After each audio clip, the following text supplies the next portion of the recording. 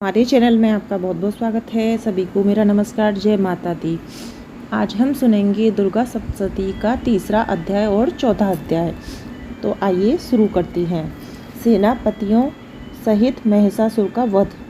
महर्षि मेधा ने कहा, महिषासुर की सेना नष्ट होती देखकर उस सेना का सेनापति छिछुर क्रोध में भर देवी के साथ युद्ध करने के लिए आगे बढ़ा। वह देवी पर इस प्रकार बाणों की वर्षा करने लगा मानो सुम्रेव पर्वत की धार बरसा रहा हो। इस प्रकार देवी ने अपने बाणों से उसके बाणों को काट डाला तथा उसके घोड़ों व सारथी को मार दिया। साथ ही उसके धनुष और उसकी अत्यंत ऊंची ध्वजा को भी काट कर नीचे गिरा दिया।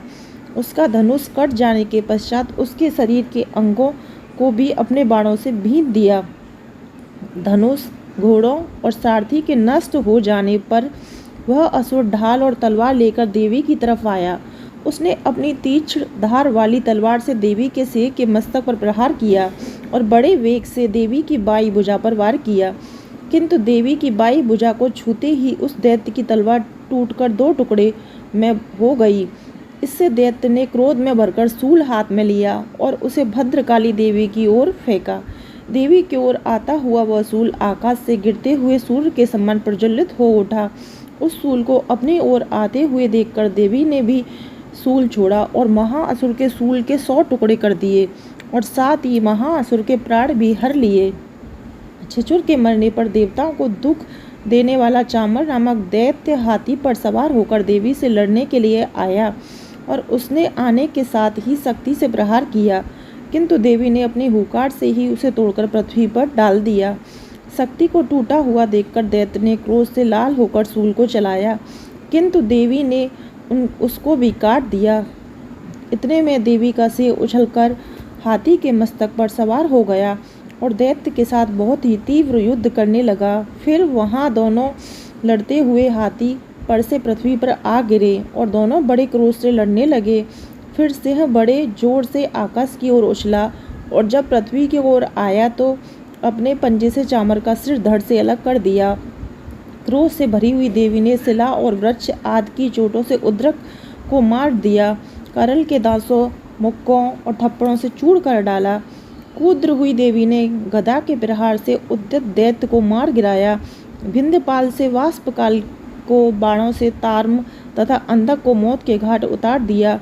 तीनों नेत्रों वाली परमेश्वरी ने त्रिशूल से उग्रशय, उग्रवीर और महाहुन नामक राक्षसों को मार गिराया। उसने अपनी तलवार से विढाल नामक दैत्य का सिर काट डाला तथा अपने बाणों से दुमुख राक्षसों को यमलोक को पहुंचा दिया। इस प्रकार जब महिषासुर ने देखा कि देवी ने मेरी सेना को नष्ट कर दिया है, तो वो भैंसे का रूप धारण कर देवी के गढ़ों को दुख देने लगा।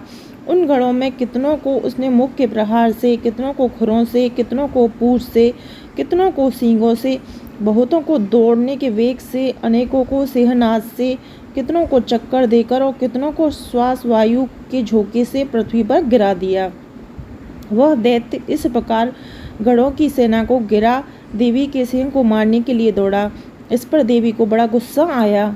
उधर दैत्य भी क्रोध में भरकर धरती को खुरों से खोदने लगा तथा सींगों से पर्वतों को उखाड़ उखाड़ कर धरती पर फेंकने लगा और मुख से शब्द करने लगा। महिषासुर के वेग से चक्कर देने के कारण पृथ्वी क्षुब्ध होकर फटने लगी। उसकी पूंछ से टकराकर समुद्र चारों ओर फैलने लगा। हिलते हुए सींगों के आघात से मेद खंड खंड हो गया और श्वास के आकाश में उड़ते हुए पर्वत कटने लगे। इस तरह क्रोध में भरे हुए राक्षस को देखकर चंडिका को भी क्रोध आ गया और वह उसे मारने के लिए क्रोध में भर गई। देवी ने पास फेंककर दैत्य को बांध लिया और उसने बंध जाने पर दैत्य का रूप त्याग दिया और सिंह का रूप बना लिया। जो ही देवी उसका सिर काटने के लिए तैयार हुई कि उसका पुरुष का रूप बना लिया, जो कि हाथ में तलवार लिए हुए था। देवी ने तुरंत ही अपने बाणों के साथ पुरुष को उसकी तलवार ढाल सहित भीन डाला। इसके पश्चात वह हाथी के रूप में दिखाई देने लगा और अपनी लंबी सूंड से देवी के सिंह को खींचने लगा और गरजने लगा। देवी ने अपनी तलवार की उसकी सूंड काट डाली। तब राक्षस ने एक बार फिर भैंसे का रूप धारण कर लिया। पहले की तरह चर अचर जीवों सहित समस्त त्रिलोकी को व्याकुल करने लगा इसके पश्चात क्रोध में भरी हुई देवी बारंबार उत्तम मधु का पान करने लगी और लाल लाल नेत्र कर हंसने लगी। उधर बलवीर तथा मद से क्रोध हुआ दैत्य भी गरजने लगा। अपने सींगों से देवी पर पर्वतों को फेंकने लगा। देवी अपने बाणों से उसके फेंके हुए पर्वतों को चूर करती हुई बोली, ओ मूढ़, जब तक मैं मधुपान कर रही हूँ तब तक तू गरज ले। इसके पश्चात मेरे हाथों तेरी मृत्यु हो जाने पर देवता गरजेंगे। महर्षि मेधा ने कहा। यूँ कहकर देवी उछलकर उस दैत्य पर जा चढ़ी। उसको अपने पैरों से दबाकर सूल से उसके गले पर आघात किया। देवी के पैर से दबाने पर भी दैत्य अपने रूप में अपने मुख से बाहर होने लगा। अभी वह आधा ही बाहर निकला था कि देवी ने अपने प्रभाव से उसे रोक दिया। जब वह आधा निकला हुआ दैत्य युद्ध करने लगा तो देवी ने अपनी तलवार से उसका सिर काट दिया। इसके पश्चात सारी राक्षस सेना हाहाकार करती हुई वहां से भाग खड़ी हुई और सब देवताएं अत्यंत प्रसन्न हुए तथा ऋषियों महर्षियों सहित देवी की स्तुति करने लगे। गंधर्वराज गान करने तथा अप्सराएं नृत्य करने लगीं। तो यहाँ पर हमारा दुर्गा सप्तशती का तीसरा अध्याय समाप्त होता है। अब हम शुरू करते हैं दुर्गा सप्तशती का चौथा अध्याय। तो आइए शुरू करते हैं। इंद्रादि देवताओं द्वारा देवी की स्तुति। महर्षि मेधा बोले, देवी ने जब पराक्रमी दुरात्मा महिषासुर को मार गिराया, असुरों की सेना को मार दिया, तब इंद्रादि समस्त देवता अपने सिर तथा शरीर को झुकाकर भगवती की स्तुति करने लगे। जिस देवी ने अपनी शक्ति से यह जगत व्याप्त किया और जो संपूर्ण देवताओं तथा महर्षियों की पूजनीय है, उस अंबिका को हम भक्तिपूर्वक नमस्कार करते हैं। वह हम सबका कल्याण करे। जिस अतुल प्रभाव बल का वर्णन भगवान शिव, शंकर और ब्रह्मा जी भी नहीं कर सके, वह चंडिका देवी इस संपूर्ण जगत का पालन करे, अशुभ भय का नाश करे। पुष्प आत्माओं के घर में तुम स्वयं लक्ष्मी रूप हो और पापियों के घर में तुम अलक्ष्मी रूप हो और सकुलों में उत्पन्न होने वालों के लिए तुम लज्जा रूप होकर उनके घरों में निवास करती हो। हम दुर्गा भगवती को नमस्कार करते हैं। हे देवी, इस विश्व का पालन करो। हे देवी, हम तुम्हारे अचिंत्य रूप का किस प्रकार वर्णन करें। असुरों का नाश करने वाली, भारी पराक्रम तथा समस्त देवताओं और दैत्यों के विषय में जो तुम्हारे पवित्र चरित्र हैं, उनका हम किस प्रकार वर्णन करें। हे देवी, त्रिगुणात्मिका होने पर भी तुम संपूर्ण जगत की उत्पत्ति का कारण हो। हे देवी, भगवान विष्णु, शंकर आदि किसी भी देवता ने तुम्हारा पार नहीं पाया है। तुम सबकी आश्रय हो। यह संपूर्ण जगत तुम्हारा ही है, अंश रूप है, क्योंकि तुम सबकी आदिभूत प्रकृति हो। हे देवी, तुम्हारे जिस नाम के उच्चारण से संपूर्ण यज्ञों में सब देवताएं तृप्ति लाभ करते हैं, वह स्वभाव तुम ही हो। इसके अतिरिक्त तुम पितरों की तृप्ति का कारण हो, इसलिए सब आपको स्वा कहते हैं। हे देवी, विद्या जो मोक्ष को देने वाली है, जो अचिन्त्य महाज्ञान स्वरूपा है, तत्वों के सार को वश में करने वाले, संपूर्ण दोषों को दूर करने वाले, मोक्ष की इच्छा वाले मुनिजन जिसका अभ्यास कराते हैं, वह तुम ही तो हो। तुम वाणी रूप हो और दोष रहित रग तथा यजुर्वेदों की एवं उद्गीत और सुंदर पदों के पाठ वाले सामवेद की आश्रय रूप हो। तुम भगवती हो, इस विश्व की उत्पत्ति हो एवं पालन के लिए तुम वार्ता के रूप में प्रकट हुई हो और तुम संपूर्ण संसार की पीड़ा हरने वाली हो। हे देवी, जिससे सारे शस्त्रों को जानना पड़ता है, वहाँ मेधा शक्ति तुम ही तो हो और दुर्गम भव सागर से पार करने वाली नौका भी तुम ही हो।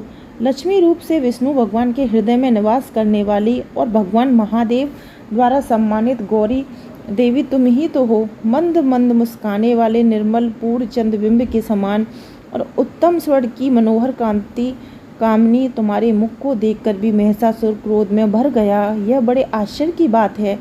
और हे देवी, तुम्हारा यही मुख जब क्रोध से भर गया तो उदय काल के चंद्रमा की भांति लाल हो गया और तनी हुई भौहों के कारण विकराल रूप हो गया। उसे देखकर भी महिषासुर के शीघ्र प्राण नहीं निकल गए। यह बड़े आश्चर्य की बात है। आपके कुपित मुख के दर्शन करके भला कौन जीवित रह सकता है। हे देवी, तुम हमारे कल्याण के लिए प्रसन्न हो। आपके प्रसन्न होने से इस जगत का उद्धार होता है और जब आप क्रुद्ध हो जाती हो तो कितने ही कुलों का सर्वनाश हो जाता है। यह हमने अभी अभी जाना है कि जब तुमने महिषासुर को बहुत बड़ी सेना को देखते देखते मार दिया। हे देवी, सदा उविद्ध प्रताप देने वाली तुम जिस पर प्रसन्न हो जाती हो वही देश में सम्मानित होती हैं। उनका धन यश की वृद्धि होती है, उनका धर्म कभी स्थिर नहीं होता है और उनके यहाँ अधिक पुत्र पुत्रियाँ और नौकर होते हैं। हे देवी, तुम्हारी कृपा से ही धर्मात्मा पुरुष प्रतिदिन श्रद्धापूर्वक यज्ञ करता है और धर्मानुकूल आचरण करता है।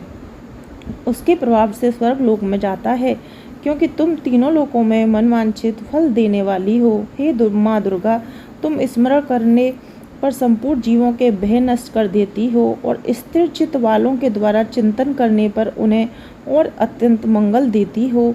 हे दरिद्र दुख नाशिनी देवी, तुम्हारे सिवा दूसरा कौन है? तुम्हारा चित्त सदा दूसरों के उपकार में लगा रहता है। हे देवी, तुम शत्रुओं को इसलिए मारती हो कि उनके मरने से दूसरों को सुख मिलता है, वह चाहे नरक में जाने के लिए चिरकाल तक पाप करते रहे हों, किंतु तुम्हारे साथ युद्ध करके सीधे स्वर्ग को जाएं, इसलिए तुम उनका वध करती हो। हे देवी, क्या तुम दृष्टिपात्र मात्र से समस्त असुरों को भस्म नहीं कर सकती? अवश्य ही कर सकती हो, किंतु तुम्हारा शस्त्रुओं का शास्त्रों के द्वारा मरना इसलिए है कि शस्त्रों के द्वारा मरकर वे स्वर्ग हो जावें। इस तरह हे देवी, उन शस्त्रुओं के प्रति तुम्हारा विचार उत्तम है। हे देवी, तुम्हारे उग्र खड्ग की चमक से और त्रिशूल की नोक की कांति की किरणों से असुरों की आंखें फूट नहीं गईं। उसका कारण यह था कि वे किरणें से शोभायान तुम्हारे चंद्रमा के समान आनंद प्रदान करने वाले सुंदर मुख को देख रहे थे। हे देवी, तुम्हारे शील बुरे वार्तांत को दूर करने वाला है और सबसे अधिक तुम्हारा रूप है, जो ना तो कभी चिंतन में आ सकता है और ना ही जिसकी दूसरों से कभी तुलना हो सकती है। तुम्हारा बल व पराक्रम शत्रुओं को नाश करने वाला है। इस तरह तुमने शत्रुओं पर भी दया प्रकट की है। हे देवी, तुम्हारे बल की किसके साथ बराबरी की जा सकती है तथा शत्रुओं को भय देने वाला इतना सुंदर रूप भी और किसका है?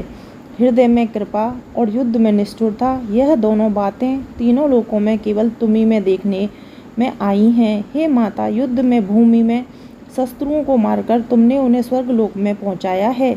इस तरह तीनों लोगों की तुमने रक्षा की है तथा उन उमंत असुरों से जो हमें भय था उसको भी तुमने दूर किया है। तुमको हमारा नमस्कार है। हे देवी, तुम शूल तथा खड्ग से हमारी रक्षा करो तथा घंटे की ध्वनि और धनुष की टकोर से हमारी रक्षा करो।